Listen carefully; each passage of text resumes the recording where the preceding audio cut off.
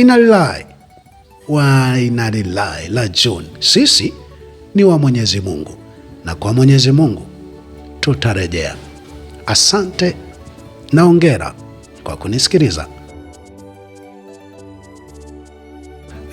Najua wapo nyoka watakaojitokeza na kusema hakuna kufa kuliko kuzuri. Ewe nyoka, tambua kwamba raha ya binadamu kuishi ni kusemwa vizuri anapokuwa hai na hata anapokufa. Hata ujizime data kiasi gani, na kuhakikishia unatamani hata wewe usemwe vizuri sasa ukiwa hai na usemwe vizuri utakapokuwa hauko hai. Hiyo ni heshima kwa mkeo, kwa mmeo, kwa watoto wako ukiwa hai ama usipokuwa hai. Na kujulisha kwamba kufa kama hivi alivyokufa Suleiman Bungala alimaarufu Bwege, huko ndio kufa kuzuri. Can you imagine, hata jina linaitwa Bwege lakini alionyeshi mtu huyu ni Bwege, halimchafui, linampamba. Kuna maandiko katika kitabu cha Timotheo nasema hakuna kichafu kwa mtu aliye msafi. Yaani hakuna kitu kinaweza kumchafua mtu ambaye dhamiri yake ni njema na inaakisiwa, inaonekana kwenye matendo yake. Hawa ndio tunaosema RIP Suleiman Bungala alimaarufu Bwege. Hawa ndio una uhakika watapumzika kwa amani.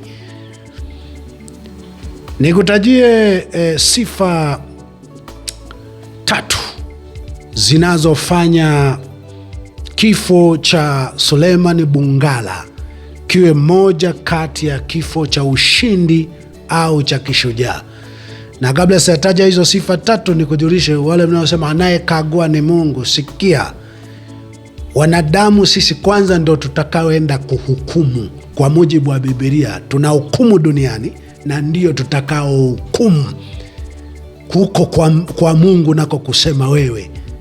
Na kinachofanya tuhukumu ni matendo ya mtu. Sijajua nikusomee. Sisi ndo tunao hukumu. Unazuiwa kutoa adhabu wewe ambayo una matendo yanayofanana na huyo unayemwadhibu. Ndo unayeambiwa usihukumu, usitoe adhabu kwa matendo ambayo wewe mwenyewe pia unatenda. Lakini kwa watakatifu, kwa watu wema, kwa binadamu innocent, sisi ndio tutatoa hukumu. Ngoja nikusomea hapa alafu nirudi kwenye sifa za Bwege. Anasema, au hamjui ya kwamba watakatifu watahukumu ulimwengu, na ikiwa ulimwengu utahukumiwa na ninyi, je, hamstahili kukata hukumu zilizo ndogo? Hamjui ya kuwa mtawahukumu malaika? Basi si zaidi sana mambo ya maisha haya. Wakorintho wa kwanza 6 mstari wa 2 na wa 3 nimekusomea.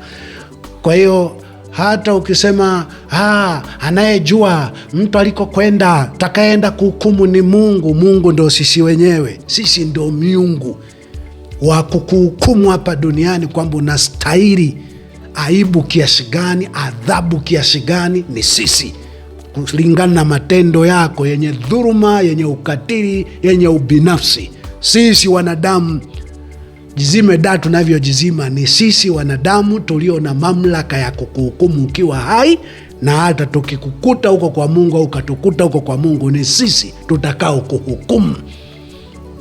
Nirudi kwenye sifa 3 za Suleiman Bungala almaarufu Bwege, zinazofanya kifo chake kiwe cha ushindi na cha kishujaa. Sifa ya kwanza, alikataa kuuza utu wake na kupokea fedha ambayo ingemfanya aunge mkono udhalimu, wakati ambao pengine pesa ilihitajika zaidi ili msaidie matibabu, ili pengine uje uwe urithi kwa ndugu zake. Na ukumbuke tunapokuwa katika mazingira magumu inaonekana ndo pesa inahitajika zaidi.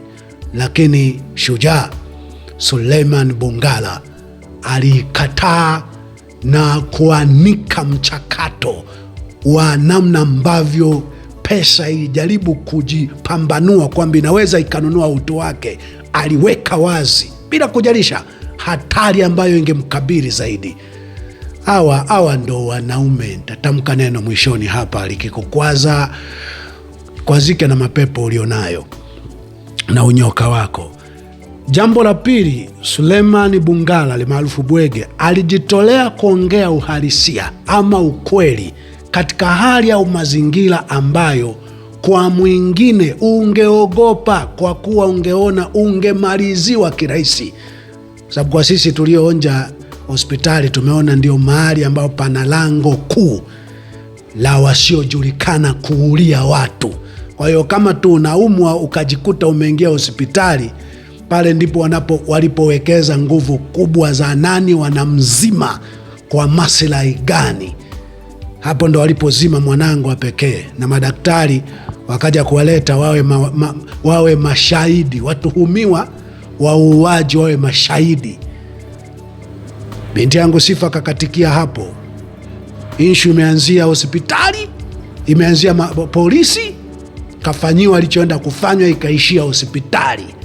Kwa hiyo mtu akiwa katika hali ya ugonjwa, na hawa wanafahamu, hawa waliopita kwenye maeneo kadhaa wanafahamu kwamba kwa kipande kubwa unapoingia kwenye hospitali zetu unakuwa umejikabidhisha kwenye mikono ya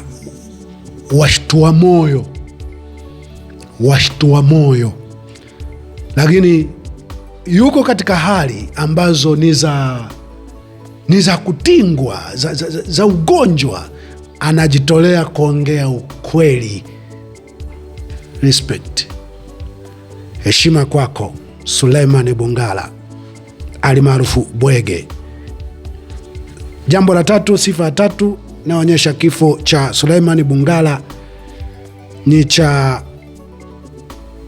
ushindi mkubwa au cha kishujaa, licha ya mazingira pengine ya kifo husika kikiwa tu cha kawaida, ni ugonjwa wa kawaida, ni kifo cha kawaida, vyovyote ni cha washtua moyo vyovyote, lakini hivyo ndo vifo vya ushindi vya kishujaa. Tatu, alikwenda mahakamani kumtia moyo Tundu Lissu akiwa katika hali ya udhaifu mkubwa ambao hata asingeenda asingelaumiwa na yeyote, lakini akafanya moja ya kitu cha kishujaa.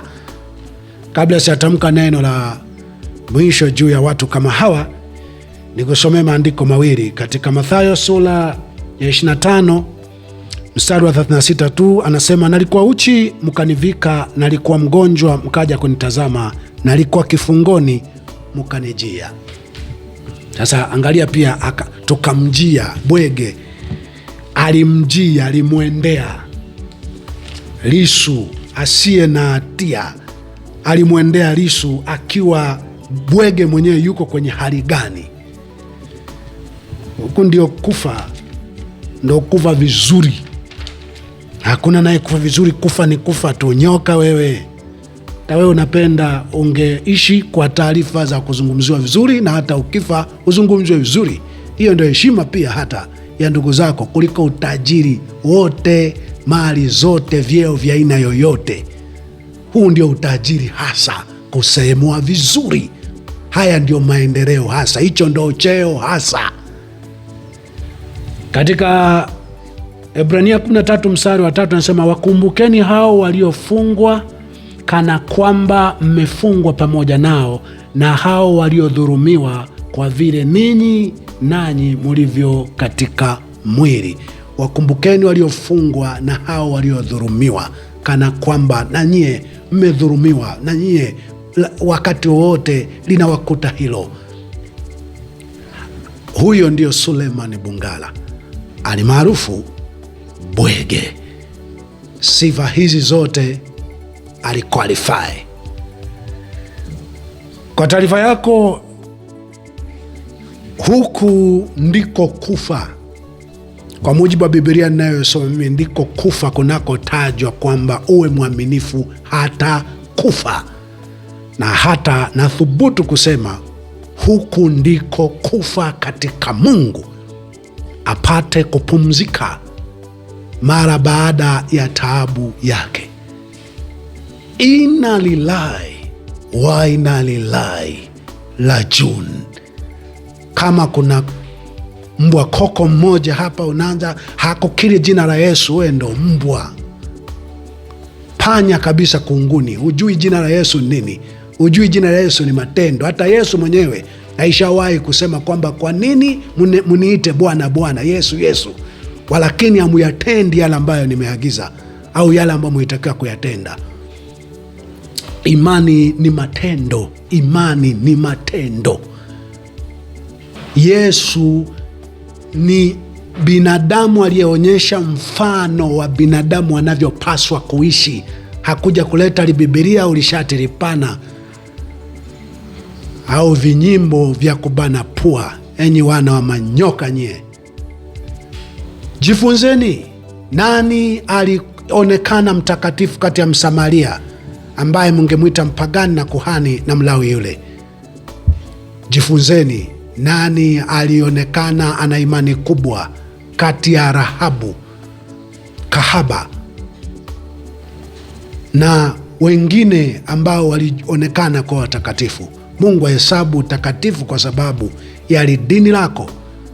Mungu anahesabu utakatifu kwa matendo yako.